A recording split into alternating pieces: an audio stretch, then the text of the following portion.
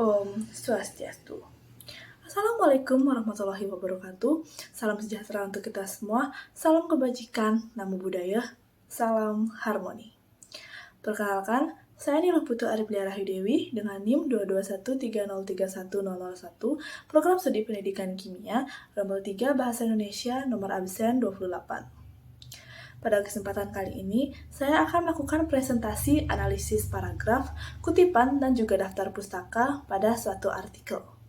Artikel yang saya analisis yaitu artikel dengan judul Pengaruh Pengetahuan Wajib Pajak, Administrasi Pajak, Tarif Pajak, dan Sanksi Perpajakan terhadap Kepatuhan Pajak pada Pelaku Usaha UMKM di Indonesia. Artikel ini diterbitkan pada tahun 2020 oleh Lembaga Penelitian dan Pengabdian kepada Masyarakat Universitas Batanghari, Jambi. Nah, yang pertama yaitu analisis paragraf. Untuk paragraf yang dianalisis yaitu paragraf yang menyatakan alasan penulis melakukan penelitian, yaitu sebagai berikut. Berdasarkan tinjauan literatur sebelumnya yang menunjukkan bahwa masih beragam hasil temuan penelitian terkait faktor penentu tingkat kepatuhan pajak. Maka, penelitian ini bermaksud menguji secara empiris mengenai pengaruh pengetahuan wajib pajak, administrasi pajak, tarif pajak, dan sanksi perpajakan terhadap kepatuhan pajak pada pelaku usaha UMKM di Indonesia. Kontribusi penelitian ini yaitu pertama, memberikan alternatif pilihan faktor-faktor penentu tingkat kepatuhan wajib pajak di Indonesia. Kedua, sejauh telaah literatur yang dilakukan, belum ada penelitian yang menggabungkan secara kompleks faktor-faktor seperti pengetahuan, administrasi pajak, tarif pajak, dan sanksi pajak terhadap tingkat kepatuhan pajak.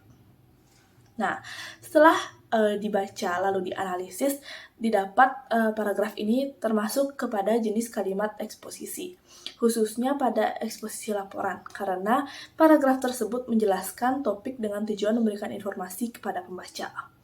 Lalu, dilihat dari letak kalimat utamanya, paragraf tersebut termasuk paragraf deduktif, karena induk kalimat ini terdapat pada awal kalimat atau awal paragraf. Selanjutnya yang kedua yaitu analisis kutipan.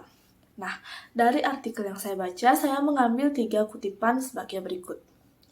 Yang pertama, menurut Moravec dan Radian tahun 2016, ada 2 jenis sanksi pajak, yaitu sanksi administratif dan sanksi pidana.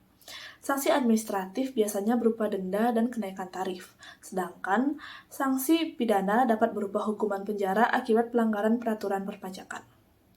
Yang kedua, variabel dependen dalam penelitian ini merupakan variabel kepatuhan pajak atau tax compliance, yang diukur berdasarkan aspek pendistribusian pajak. 3 butir pernyataan mengadopsi penelitian. Zulma, GWM, et al. Tahun 2019. Lalu yang ketiga, sehingga seharusnya wajib pajak perlu mendapatkan pengetahuan mengenai kepastian terdeteksi dan sanksi yang mungkin akan diterima jika mereka tidak mematuhi peraturan pajak. Torgler tahun 2007. Setelah membaca kutipan tersebut, saya dapat bahwa kutipan tersebut merupakan kutipan langsung pendek, karena penulis mengutip langsung dari sumbernya dan juga kutipan tersebut termasuk kutipan pendek karena kutipan tersebut tidak lebih dari 4 baris. Baik, selanjutnya yang terakhir yaitu analisis daftar pustaka. Seperti yang kita ketahui, setelah kita mengutip dari suatu sumber, tentunya kita akan membuat daftar pustaka juga. Nah, daftar pustaka ini terdiri dari nama, tahun, judul, kota atau tempat terbit, dan juga nama lembaga penerbit. Berdasarkan 3 kutipan sebelumnya, didapat 3 daftar pustaka sebagai berikut. Pada kutipan yang pertama tadi, daftar pustakanya hanya terdapat nama, tahun, dan juga judul.